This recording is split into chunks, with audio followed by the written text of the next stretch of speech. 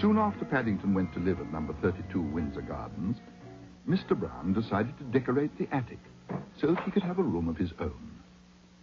But like most of his jobs, it got left half done.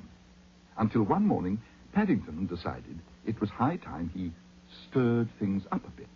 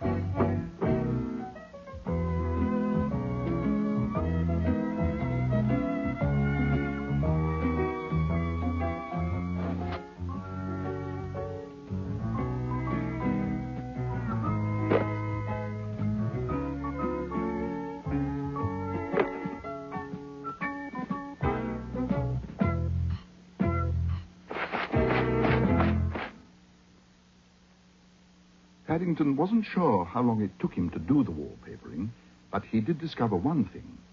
Apart from making him hot, it also showed up the ceiling. The ceiling definitely needed whitewashing.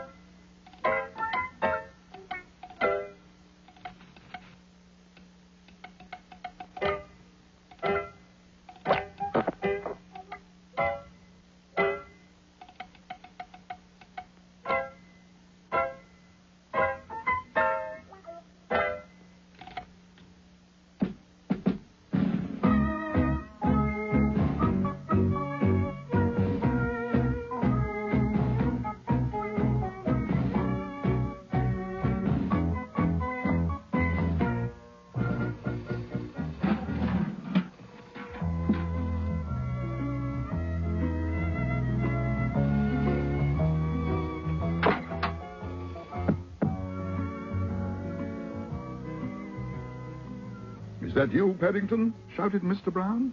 "Are you all right?" cried Mrs. Brown. "Yes and no," answered Paddington truthfully. The plain fact was that when he'd started work, there had been a window and a door. Now, there was only a window left. "Perhaps you'd better let yourselves in," he exclaimed, "wherever you are. I think I must have papered myself in by mistake." Paddington expected to be in trouble, but when he was writing his adventure down in his scrapbook that night, he suddenly found himself with several extra lots of bun money. Mrs. Brown gave him some because at long last they had to have a real decorator in. And Mr. Brown's was because he hadn't wanted to do the job anyway. "Bears," said Mrs. Bird, "always fall on their feet." "Perhaps you'd like me to decorate your kitchen for you, Mrs. Bird," said Paddington hopefully. "No, thank you," said Mrs. Bird. And she gave Paddington a little extra something, too, just to make sure he didn't.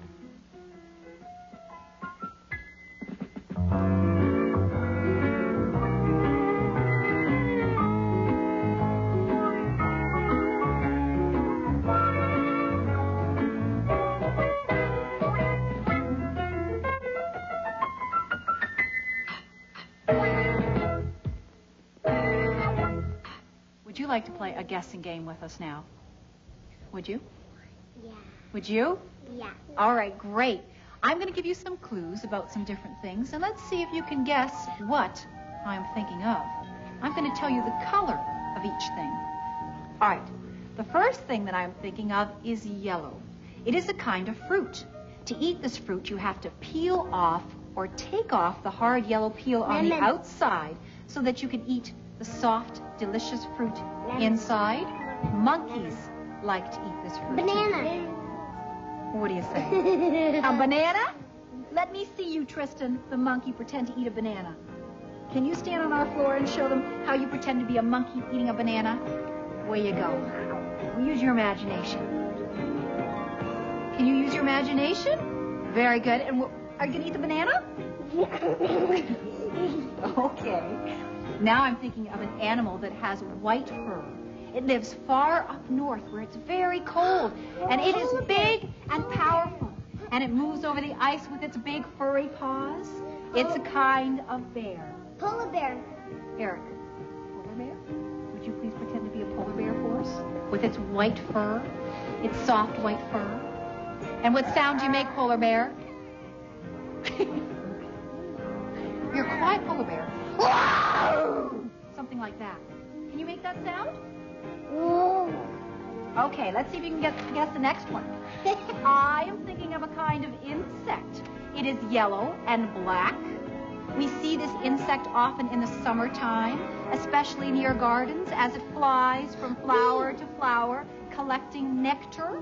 Bee, bee, bee. This insect makes a buzzing sound. Bee. Stephen, what did you say? A bee.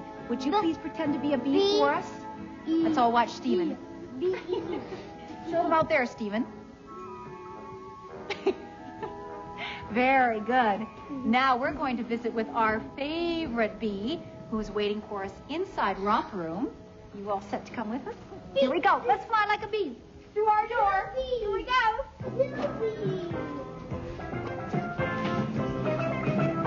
Here we go.